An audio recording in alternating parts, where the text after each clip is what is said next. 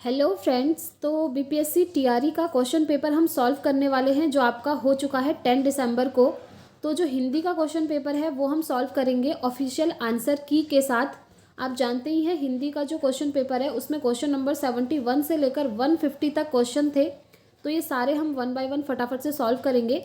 और इससे पहले जो लैंग्वेज वाला क्वेश्चन पेपर है और जो जनरल स्टडीज़ वाला रहा है वो मैंने आपको करवा दिया है इससे पहले वाली वीडियो में। जस्ट आप चाहें तो वो वीडियो भी देख सकते हैं।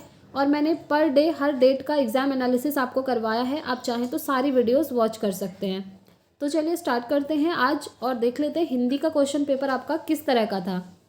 तो देखिए सबसे पहले यहाँ पर आपके सामने पैराग्राफ दिया हुआ था। देख लेते हैं पैराग्राफ एक बार फटाफट से रीड करते हैं और फिर इसके क्वेश्चन आंसर पे चलेंगे। तो पैराग्राफ है इधर से, ज्ञान के परिदृश्य में पूरा विश्व तेजी से परिवर्तन के दौर से गुजर रहा है। बिग डेटा, मशीन लर्निंग और आर्टिफिशियल इंटेलिजेंस जैसे क्षेत्रों में हो रहे बहुत से वैज्ञानिक और तकनीकी विकास के चलते एक ओर विश्व भर में अकुशल कामगारों की जगह मशीनें काम करने लगेंगी और दूसरी ओर डेटा साइंस, कंप्यूटर साइंस और गणित के क्षेत्रों में ऐसे कुशल कामगारों की ज़रूरत और मांग बढ़ेगी जो विज्ञान, समाज विज्ञान और मानविकी के विविध विषयों में योग्यता रखते हों। जलवायु परिवर्तन, बढ़ते प्रदूषण और घटते प्राकृतिक संसाधन की वजह से हमें ऊर्जा, भोजन, पानी व स्वच्छता आदि की आवश्यकताओं को पूरा करने के नए रास्ते खोजने होंगे और इस कारण भी जीव विज्ञान, रसायन, भौतिक विज्ञान, कृषि, जलवायु विज्ञान, समाज विज्ञान के क्षेत्रों में नए कुशल कामगारों की ज़रूरत होगी। महामारी और महामारी के बढ़ते उद्भव, संक्रामक रोग प्रबंधन और टीकों के विकास में सहयोगी अनुसंधान और परिणामी सामाजिक मुद्दे बहुविषयक अधिगम की आवश्यकता को बढ़ाते हैं। मानविकी और कला की मांग बढ़ेगी क्योंकि भारत एक विकसित देश बनने के साथ साथ दुनिया की 3 सबसे बड़ी अर्थव्यवस्थाओं में से एक बनने की ओर अग्रसर है। तो आपने देखा ये आपका पूरा पैराग्राफ था और यहाँ पर अब इस पैराग्राफ से रिलेटेड आपसे जो क्वेश्चन पूछे हैं हम जरा उन्हें सॉल्व कर लेते हैं। तो सबसे पहला क्वेश्चन है, कौन परिवर्तन के दौर से गुजर रहा है? तो इसका आंसर है पूरा विश्व। ठीक है, सी ऑप्शन। आपने देखा पैराग्राफ में ये चीज़ दी थी। नेक्स्ट क्वेश्चन देखते हैं। नेक्स्ट क्वेश्चन जो इस पैराग्राफ से आपसे पूछा गया है, परिवर्तन के दौर का परिदृश्य क्या है? तो वो है फ्रेंड्स ज्ञान। C option is the correct answer. Next question, वैज्ञानिक और तकनीकी विकास का क्षेत्र क्या है ये पूछा है। तो ये है बिग डेटा, मशीन लर्निंग और आर्टिफिशियल इंटेलिजेंस। ठीक है, यहाँ पर ये पैराग्राफ में दिया हुआ था। नेक्स्ट क्वेश्चन है, मशीनें किसके एवज में काम करने लगेंगी? तो मशीनें जो हैं अकुशल कामगार के एवज में काम करने लगेंगी। B option is the right answer. Next question, कुशल कामगारों की मांग किस क्षेत्र में बढ़ेगी? तो यहाँ पर क्या दिया था, ये बहुत सारे थे तो इसीलिए उपर्युक्त में से एक से अधिक आंसर हो जाएगा। D option is the right answer. Next question देखते हैं, हमें नए रास्ते खोजने होंगे किस चीज़ के लिए? इसमें से आपको चूज़ करना है। तो हमें खोजने होंगे ऊर्जा, भोजन, पानी और स्वच्छता आदि के लिए। ठीक है, ये भी पैराग्राफ में था। नेक्स्ट क्वेश्चन, ये भी उसी पैराग्राफ से रिलेटेड है। नए कुशल कामगारों की ज़रूरत किन क्षेत्रों में है? तो आपको बताना है किन क्षेत्रों में है। तो हम कहेंगे उपर्युक्त में से एक से अधिक, क्योंकि इन सभी में है। ठीक है। नेक्स्ट क्वेश्चन, महामारी रोकने के लिए आवश्यक क्या है? महामारी रोकने के लिए निम्नलिखित में से क्या आवश्यक है? तो इसमें आवश्यक है संक्रामक रोग प्रबंधन और टीकों का विकास। Option B is the correct answer. Next question, Bharat कैसा देश बनने की दिशा में अग्रसर है? ये भी आपका पैराग्राफ में दिया था कि विकसित देश में। ठीक है, विकसित देश की दिशा में अग्रसर है। नेक्स्ट क्वेश्चन, 3 सबसे बड़ी अर्थव्यवस्थाओं में से एक बनने की ओर अग्रसर है। कौन है? तो वो है भारत। ठीक है, option A is the correct answer. Next question देख लेते हैं, क्वेश्चन नंबर 81। अब देखिए ये जो 81 से क्वेश्चन है ना, इसके लिए आपका दूसरा पैराग्राफ दिया गया है। इस पैराग्राफ से आपको क्वेश्चन के आंसर छांटने होंगे। तो ये पैराग्राफ भी हम एक बार फटाफट से रीड कर लेते हैं। बंकिम चंद्र चटर्जी द्वारा संचालित बंग दर्शन मासिक पत्रिका उनके देहांत के पश्चात बंद हो गया था, जिसे रविंद्रनाथ टैगोर ने सन 1901 में पुनः प्रकाशित करना आरंभ किया। यह सत साहित्य द्वारा सामाजिक प्रगति का एक साधन तो था ही, पर रवि बाबू उसके माध्यम से राजनीतिक अन्याय के विरुद्ध भी आवाज़ उठाया करते थे।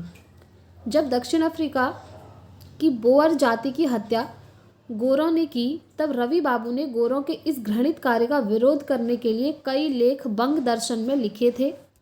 इस मासिक पत्रिका में टैगोर की कई साहित्यिक कृतियां प्रकाशित हुई थी। उनकी समस्त साहित्यिक कृतियों का उद्देश्य है मनुष्य का मानसिक स्तर उच्च हो और मनुष्य निम्न प्रवृत्तियों को त्याग कर समाज का उपयोगी सदस्य बने। उनकी जनगण मन अधिनायक कविता तो देश प्रेम की सच्ची अनुभूति का भंडार होने के कारण राष्ट्रगान के रूप में स्वीकार कर ली गई है। ठीक है, ये पैराग्राफ है। अब इससे रिलेटेड आपसे कुछ क्वेश्चंस पूछे हैं, उन्हें हम सॉल्व कर लेते हैं। बंकिम चंद्र चटर्जी के समय बंग दर्शन पत्रिका का उद्देश्य था, क्या था? ऊपर आपको दिया था पैराग्राफ में, तो वो था सत्साहित्य द्वारा सामाजिक प्रगति। Option C is the correct answer. Next question, Rabindranath Tagore ने अपने लेख में गोरों का विरोध कब किया था? तो उन्होंने किया था जब गोरों द्वारा दक्षिण अफ्रीका की बोअर जाति की हत्या कर दी गई थी। तो ऑप्शन ए इस क्वेश्चन का करेक्ट आंसर होगा। नेक्स्ट क्वेश्चन, क्वेश्चन नंबर 83 है, जन गण मन अधिनायक के राष्ट्रगान बनने का कारण क्या है इनमें से? तो वो है इस कविता में व्याप्त देश प्रेम की सच्ची अनुभूति। ऑप्शन बी इसका करेक्ट आंसर होगा। नेक्स्ट क्वेश्चन, रविंद्रनाथ टैगोर ने बंग दर्शन पत्रिका का पुनः प्रकाशन किया, कब किया था? ये आपको बताना है। तो आंसर होगा उपर्युक्त में से एक से अधिक। D option is the right answer. Next question है, रविंद्रनाथ टैगोर की साहित्यिक कृतियों का उद्देश्य है, उसका उद्देश्य क्या है आपसे ये पूछा है। तो इसका आंसर होगा मनुष्य अपनी निम्न प्रवृत्तियों को त्याग कर समाज का उपयोगी सदस्य बने। और ये आपको पैराग्राफ में सीधे सीधे दिया भी था। चलिए नेक्स्ट क्वेश्चन देख लेते हैं। क्वेश्चन नंबर 86 ये है, किस मिट्टी, ओके 86 के लिए भी इधर से अब आपका तीसरा पैराग्राफ है, क्योंकि हिंदी लैंग्वेज का पेपर है तो पैराग्राफ यहाँ पर दिए हैं। तो अब ये थर्ड पैराग्राफ आपका आता है और इससे रिलेटेड भी आपसे क्वेश्चन पूछे और उनको आपने सॉल्व करना है। तो पैराग्राफ देख लेते हैं। जिस भूमि की मिट्टी से तुम्हारा देह बना है, जिसकी गंगा का तुमने निर्मल जल पिया है और जिसके गौरव के सामने संसार का कोई देश ठहर नहीं सकता, उस पवित्र भारत भूमि में रहते हुए तुम उसके यश को उज्जवल करोगे, यह मुझे पूरी आशा है। इसके साथ ही जिस सरस्वती की कोख से तुमने दूसरा जन्म लिया है, उसे मत भूलना। किसी भी काम को करते हुए सावित्री माता की उपासना से विमुख ना होना। ठीक है, तो अब इससे रिलेटेड जो क्वेश्चन है उन्हें देख लीजिए। किस मिट्टी से देह बनी है? तो वो बनी है भारत की मिट्टी से।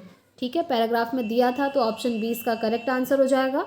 नेक्स्ट क्वेश्चन, किसका निर्मल जल पीने का उल्लेख है? इस पैराग्राफ में किसका निर्मल जल पीने का उल्लेख किया गया है?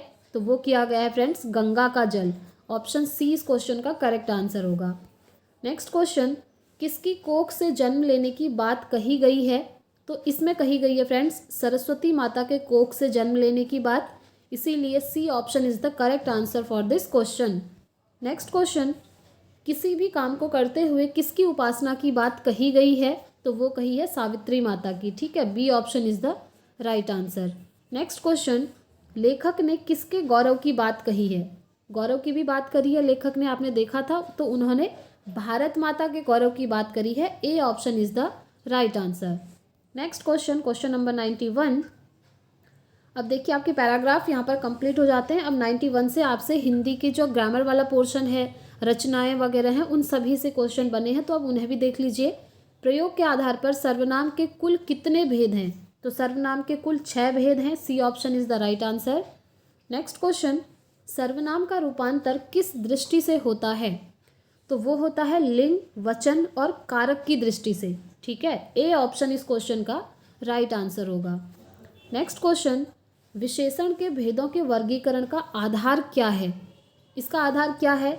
गुण, संज्ञा, संख्या, या फिर गुण संख्या परिणाम, या परिमाण गुण सर्वनाम। तो इसका करेक्ट आंसर हो जाएगा गुण, संख्या और परिमाण। Option B is the correct answer. Next question, Hindi में कारक कितने प्रकार के होते हैं? तो हिंदी में कारक होते हैं आपके 8 प्रकार के। ठीक है, A option is the right answer. Next question, को के लिए किस कारक का चिन्ह है? ये दोनों किस कारक के चिन्ह हैं, ये आपसे पूछा है, तो ये है संप्रदान कारक के चिन्ह। ठीक है, C option is the right answer. Next question देखेंगे, जिसके लिए कुछ किया जाए या जिसको कुछ दिया जाए, इसका बोध कराने वाले शब्द रूप को कहते हैं, क्या कहते हैं? इसको कहते हैं संप्रदान कारक। Option C is the right answer. Next question, क्रिया के जिस रूप से क्रिया के होने का समय तथा उसकी पूर्णता या अपूर्णता का बोध हो उसे कहते हैं, उसे क्या कहते हैं?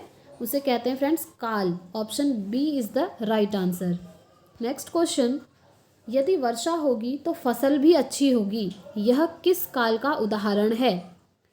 भविष्यत काल, भूतकाल, वर्तमान। देखिए कितना इजी क्वेश्चन है। यदि वर्षा होगी, फ्यूचर टेंस की बात हो रही है, ठीक है, भविष्य की बात हो रही है, तो फसल अच्छी होगी, फ्यूचर में होगा वाली बात है, यानी कि भविष्य में होगा।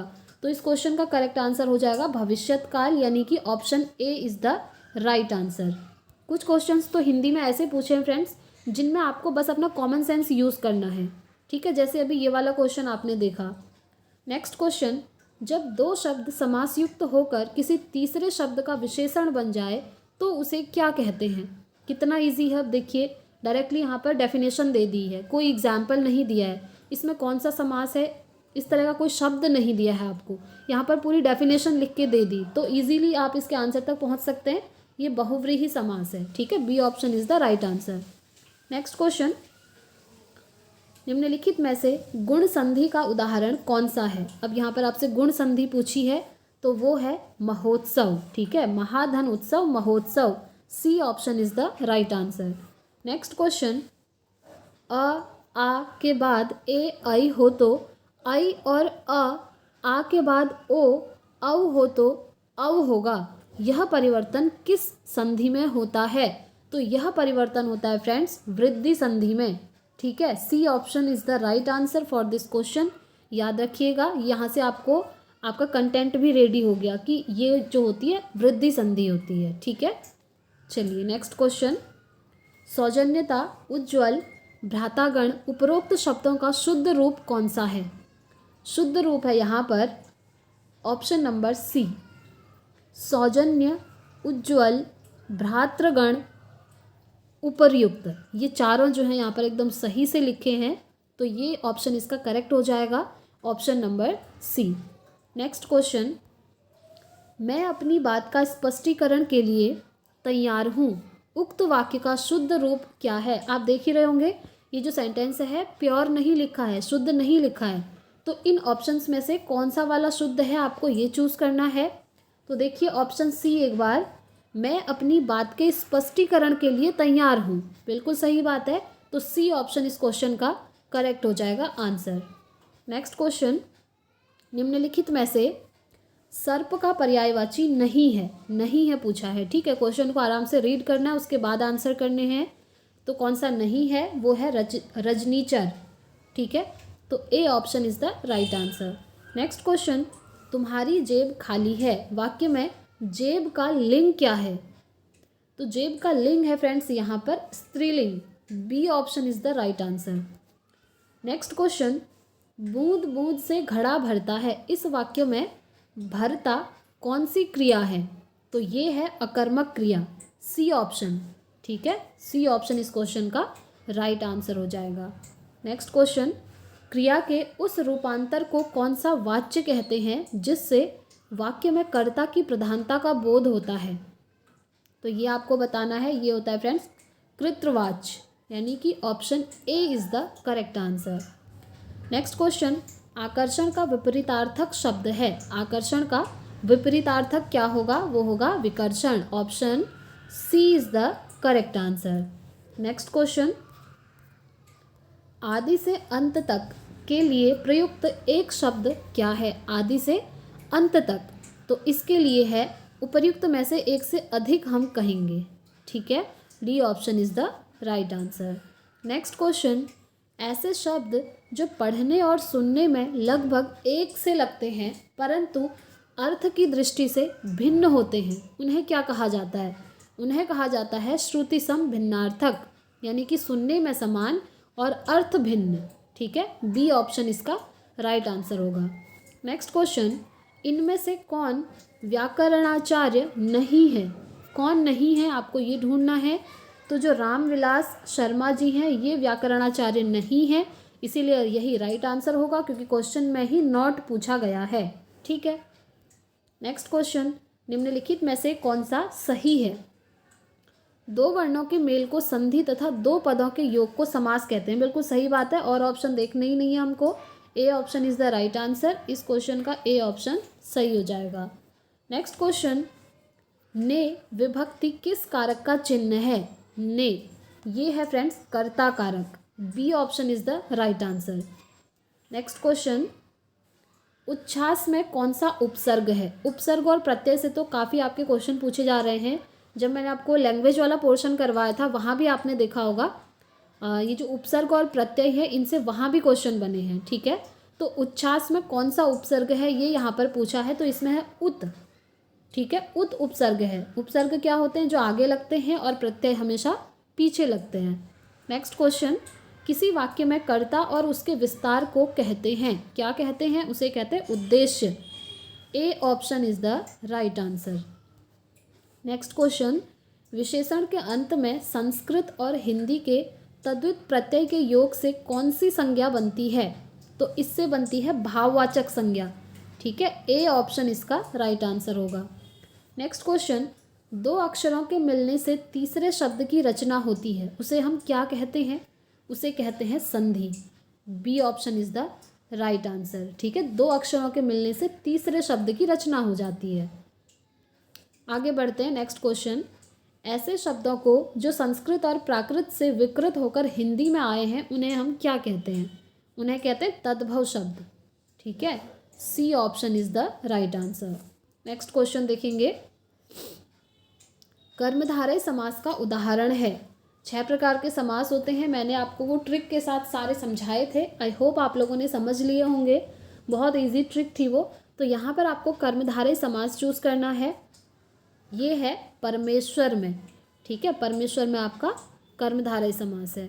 नेक्स्ट क्वेश्चन, अर्थ के आधार पर वाक्य के कितने भेद होते हैं। अर्थ के आधार पर होते हैं फ्रेंड्स 8 भेद। B option is the right. Next question, जिस वाक्य में एक से अधिक प्रधान वाक्य हों उसे हम क्या कहते हैं। उसे कहते हैं सिंपल सा संयुक्त वाक्य। C option is the right answer.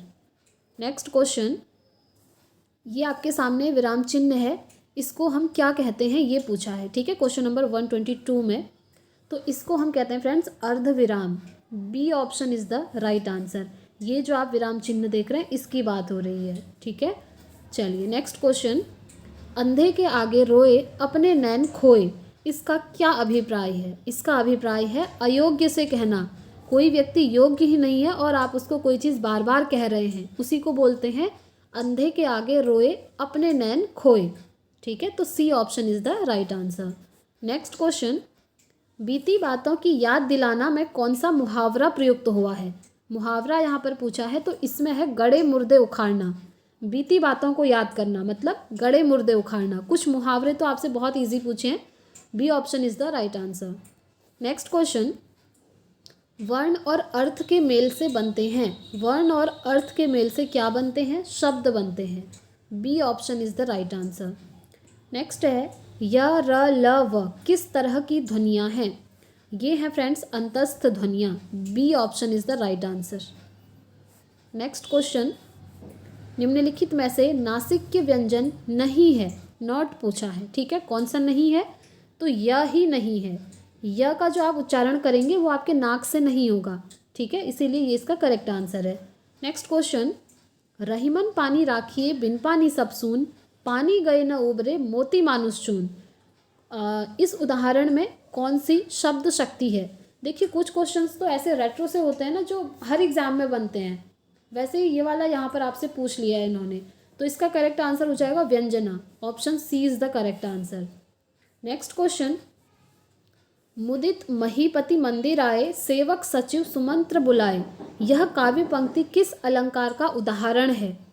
तो ये है फ्रेंड्स अनुप्रास अलंकार का उदाहरण। ठीक है, B option is the right answer. Next question देखेंगे, लघु और गुरु किसके अंग हैं।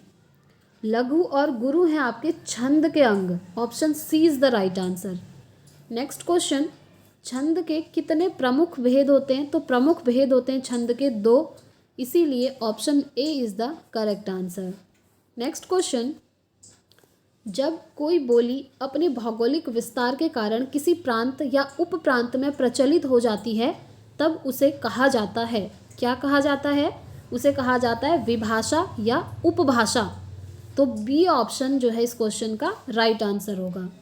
नेक्स्ट क्वेश्चन, सरकारी स्तर पर गजटों में प्रकाशित सरकारी नियम, आदेश, अधिकार और नियुक्तियों की सूचना के प्रसंग में किसका उपयोग होता है?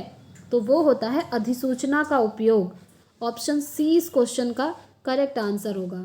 नेक्स्ट क्वेश्चन, संक्षिप्तता, स्पष्टता और क्रमबद्धता किसके गुण हैं? ये तीनों। तो फ्रेंड्स ये तीनों हैं आपके संक्षेपण के गुण। ठीक है, बी ऑप्शन इस क्वेश्चन का करेक्ट आंसर होगा। नेक्स्ट क्वेश्चन, असमंजस में मन उलझना, इसके लिए एक शब्द क्या होगा? आपको ये बताना है। तो असमंजस में मन उलझना मतलब होता है किंकर्त व्यूह मूड। ठीक है, C option is the right answer. Next question, इनमें से कौन आदिकालीन जैन साहित्यकार हैं? आदिकालीन जैन साहित्यकार, तो देखिए इनमें से कोई भी नहीं है, इसीलिए ई ऑप्शन इसका करेक्ट हो जाएगा, उपर्युक्त में से कोई नहीं। ठीक है। नेक्स्ट क्वेश्चन, निम्नलिखित कवियों को उनके काल के साथ सुमेलित कीजिए तथा सही कूट का चयन कीजिए। तो देखिए ये जो सी ऑप्शन है इसका ये राइट है, ये वाला। अब इसमें हम देख लेते हैं क्या क्या है। पहले का तीसरा इसमें दिया है, यानी कि नबाहदास आपके भक्ति काल के हैं, जो चंद बरदाई हैं वो आदिकाल के हैं, जो बद्री नारायण चौधरी प्रेम घन हैं ये आपके आधुनिक काल के हैं, और जो केशव दास हैं वो आपके रीति काल के कवि हैं। ठीक है, सी ऑप्शन इस क्वेश्चन का करेक्ट आंसर हो जाएगा। नेक्स्ट क्वेश्चन, क्वेश्चन नंबर 37 हमने कर लिया है। अब हम 38 पे पहुँचे हैं। निम्नलिखित रचनाओं को उनकी विधा के साथ सुमेलित कीजिए तथा सही कूट का चयन कीजिए। तो देखिए ये जो यशोधरा है ना, चंपू काव्य से संबंधित हैं, ये हमको पता है। अब देखते हैं ए का 2 कहाँ कहाँ पर दिया है, तो ऑप्शन ए में ही दे रखा है, तो यही ऑप्शन आपका एकदम राइट हो जाएगा। और रश्मि रथी जो हैं खंड काव्य से रिलेटेड हैं, बिहारी सतसई जो हैं मुक्तक काव्य से रिलेटेड हैं, एंड रामचरितमानस तो आप जानते ही हैं महाकाव्य है। ठीक है, तो इस क्वेश्चन का करेक्ट आंसर हो जाएगा ऑप्शन ए। नेक्स्ट क्वेश्चन देखते हैं, निम्नलिखित उपन्यासों को उनके लेखकों के साथ सुमेलित कीजिए तथा सही कूट का चयन कीजिए। तो इसका करेक्ट आंसर होगा ऑप्शन बी। जो निर्मला है उन्होंने लिखी है प्रेमचंद, त्यागपत्र है जैनेन्द्र कुमार का, कंकाल है जयशंकर प्रसाद, और गिरती दीवारें हैं उपेंद्र नाथ अश्क की। तो ऑप्शन बी इस क्वेश्चन का करेक्ट आंसर हो जाएगा। नेक्स्ट क्वेश्चन, क्वेश्चन नंबर 140, आचार्य रामचंद्र शुक्ल ने हिंदी साहित्य के इतिहास के आधुनिक काल का नामकरण किया है। नामकरण करके क्या नाम रखा है ये बताइए। तो वो है गद्य काल। Option C is the correct answer. Next question देखेंगे, इनमें से कौन पत्रकार के रूप में प्रसिद्ध हैं? तो इनमें से हैं गणेश शंकर विद्यार्थी एक पत्रकार के रूप में प्रसिद्ध हैं। नेक्स्ट क्वेश्चन, निम्नलिखित साहित्य इतिहास ग्रंथों को उनके लेखकों के साथ सुमेलित कीजिए तथा सही कूट का चयन कीजिए। तो देखिए इस क्वेश्चन का करेक्ट आंसर होगा ऑप्शन बी। जो शिव सिंह सरोज हैं वो शिव सिंह सेंगर से रिलेटेड। दूसरा, modern vernacular literature of Hindustan, ये हैं ग्रियर्सन। नेक्स्ट है हिंदी साहित्य का इतिहास, रामचंद्र शुक्ल, एंड मिश्र बंधु विनोद, ये हैं मिश्र बंधु। तो ऑप्शन बी इस क्वेश्चन का करेक्ट आंसर हो जाएगा। नेक्स्ट क्वेश्चन, क्वेश्चन नंबर 143 आता है, निम्नलिखित समास को उनके उदाहरण के साथ सुमेलित कीजिए तथा सही कूट का चयन कीजिए। यानी कि यहाँ पर आपसे समास पूछा है। अव्ययी भाव समास इनमें से किस में है, तत्पुरुष किस में है, बहुव्रीहि किस में है, द्वंद्व किस में है, ये आपको बताना है। तो इस क्वेश्चन का करेक्ट आंसर हो जाएगा फ्रेंड्स ऑप्शन सी। ठीक है, इस क्वेश्चन का करेक्ट आंसर ऑप्शन सी। ये है क्वेश्चन नंबर 143। चलिए अब इसको हम समझ भी लेते हैं। तो जो अव्ययी भाव समास है वो है आपका यथाशक्ति में, जो तत्पुरुष समास है वो है आपका देशभक्ति में, बहुव्रीहि समास है आपका पीताम्बर में, और द्वंद्व समास आप देख ही पा रहे होंगे हाथापाई में। मैंने जब आपको समास की ट्रिक बताई थी तब द्वंद्व समास का मैंने आपको यही बताया था कि योजक चिन्ह आपको जिन भी शब्दों के बीच में मिल जाए, जैसे हाथापाई में योजक चिन्ह है भाई बहन, दिन रात, माता पिता, अच्छा बुरा, ये सब आपके द्वंद्व समास होंगे इनमें। ठीक है, तो ऑप्शन सी इस क्वेश्चन का यहाँ पर करेक्ट आंसर है। नेक्स्ट क्वेश्चन, अंग्रेजी के निम्नलिखित पारिभाषिक शब्दों को उनके हिंदी रूपांतरण के साथ सुमेलित कीजिए तथा सही कूट का चयन कीजिए। अब देखिए हिंदी इंग्लिश मिक्स करके इन्होंने पूछ दिया है, तो इसका करेक्ट आंसर होगा फ्रेंड्स ऑप्शन सी। चलिए मैं अब आपको बताती हूँ कि किस तरीके से ऑप्शन सी इसका करेक्ट आंसर है। ए ऑप्शन अकॉर्डिंग, अकॉर्डिंग मतलब क्या होता है आपने सुना ही होगा, अनुसार, इसके अकॉर्डिंग, इसके अनुसार कहते हैं ना, तो तदनुसार भी उसको बोलते हैं। तो ए का सी ऑप्शन सही है, मतलब थर्ड ऑप्शन सही है। फिर है सेंसस, ये क्या है आपका जनगणना, जनगणना को इंग्लिश में यही बोलते हैं। नेक्स्ट है बेसिक पे, ये तो आप जानते ही होंगे, बेसिक पे मतलब मूल वेतन जो होता है, और एडजस्टमेंट मतलब क्या होता है समायोजन, है ना। कितना इजी क्वेश्चन आपसे पूछा है, फ्री का नंबर है, तो C option is the right answer. Next question, question number 145, निम्नलिखित लोकोक्तियों को उनके अर्थ के साथ सुमेलित कीजिए तथा सही कूट का चयन कीजिए। अब ये लोकोक्ति हैं और ये उनके अर्थ हैं, तो आपको सही अर्थ के साथ मैच करना है। तो देखिए इसका ए ऑप्शन जो है एकदम करेक्ट है। किस तरीके से, देखिए हाथ कंगन को आरसी क्या, हाथ कंगन को आरसी क्या, इसका अर्थ क्या होता है, इसका अर्थ होता है प्रत्यक्ष को प्रमाण की ज़रूरत ही क्या। ठीक है, दूसरा है हाथी के दांत खाने के और दिखाने के और, मतलब हाथी के दांत खाने के और दिखाने के और, मतलब इसका मतलब हो जाएगा आपका कथनी और करनी में अंतर। नेक्स्ट है सब धान 22 पसेरी, मतलब होता है पूत के पाँव तो पालने में ही दिख जाते हैं। नेक्स्ट है होनहार बिरवान के होत चिकने पात, मतलब अज्ञानी के लिए अच्छी बुरी सारी चीज़ें एक समान हैं।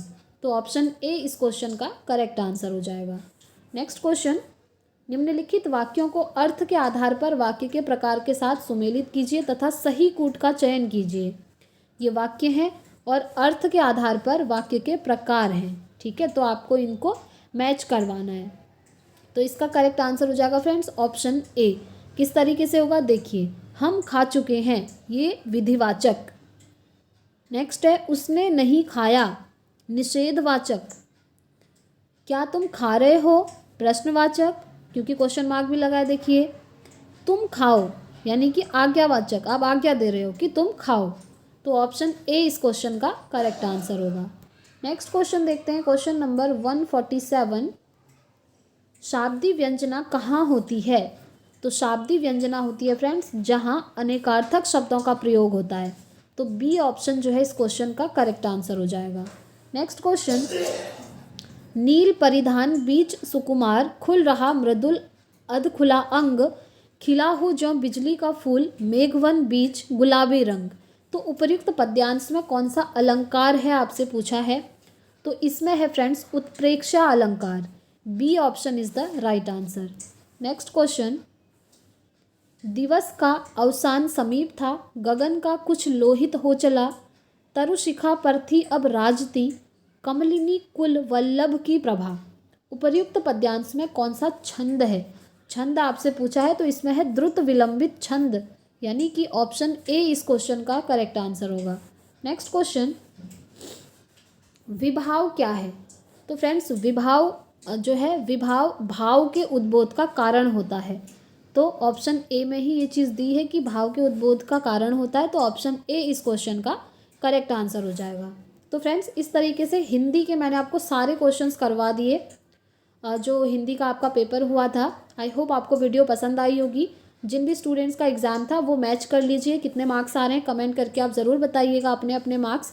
और जिन स्टूडेंट्स का अभी पेपर नहीं है, आगे उनको हेल्प मिलेगी इस क्वेश्चन पेपर से, तो इसके अकॉर्डिंग आप अपनी प्रिपरेशन कर सकते हैं। तो इस वीडियो में इतना ही रखते हैं फ्रेंड्स, मिलेंगे अब हम नेक्स्ट वीडियो में। और बिहार में अभी क्या चल रहा है आप जानते ही हैं, बीपीएससी टीआरई का सप्लीमेंट्री रिजल्ट आपका आ ही चुका है, साथ में आंसर कीज़ जो है ऑफिशियल 2.0 की आ ही रही हैं। उसके अकॉर्डिंग मैंने आपको ये क्वेश्चन पेपर सॉल्व भी करवा दिया है। और अभी अगस्त में आपका फिर से बीपीएससी टीआरई आ रहा है, इसलिए आप उसकी भी प्रिपरेशन में लग जाइए। और सीटेट की हम नेक्स्ट वीडियो में बात कर लेंगे फ्रेंड्स। तो आप इस चैनल को सब्सक्राइब कर लीजिएगा, क्योंकि यहाँ पर आपको हर एक अपडेट भी मिलती है और क्लासेस भी मिलती हैं। तो इस वीडियो में इतना ही रखते हैं, मिलते हैं फ्रेंड्स नेक्स्ट वीडियो में। Thanks for watching.